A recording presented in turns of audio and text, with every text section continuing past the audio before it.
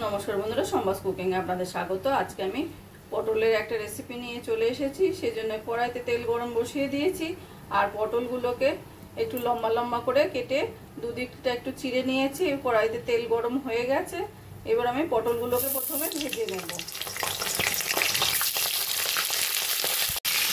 সব পটলগুলো দিয়ে দিয়েছি। এবার মিডিয়াম ফ্লেমে হালকা সোনালি করে পটলগুলোকে আমি ভেজে নেব।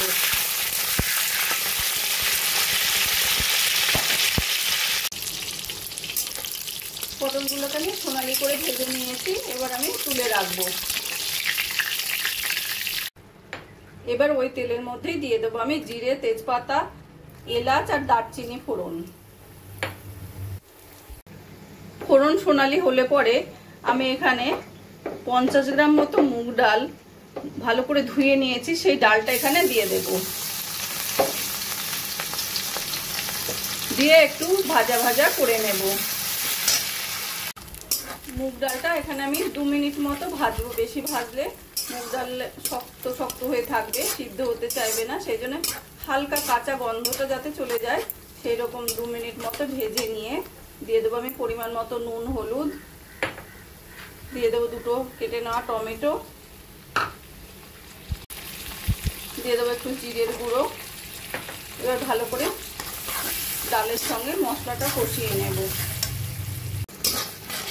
মশলাটা ভালো করে ভাজা ভাজা করে নিয়েছি। এবার দিয়ে দেবো আমি একটু কাশ্মীরি লঙ্কার গুঁড়ো আর দিয়ে দেবো ভেঙে নেওয়া 4-5টা কাঁচা লঙ্কা। দিয়ে দেবো অল্প করে একটু জল যাতে ডালটা সিদ্ধ হয়ে যায়।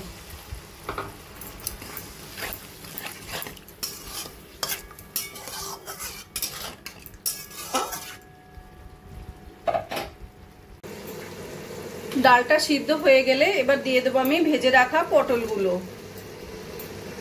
এবার পটলগুলো ভালো করে মশলার সঙ্গে মিশিয়ে নেব।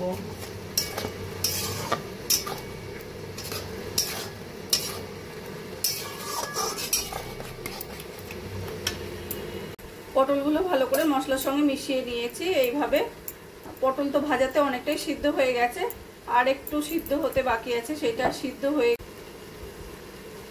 সিদ্ধ হওয়ার জন্য আরো কিছুক্ষণ 3-4 মিনিট মতো এইভাবে রান্নাটা করে নেব। 5-7 মিনিট মতো তরকারিটা রান্না করে নিয়েছি। বেশ সুন্দর মাখা মাখা হয়ে গেছে। আর দেখে নেব পটলগুলো সুন্দর সিদ্ধ হয়ে গেছে। শেষে এবার আমি একটু ধনেপাতা ছড়িয়ে গ্যাসটা বন্ধ করে দেব।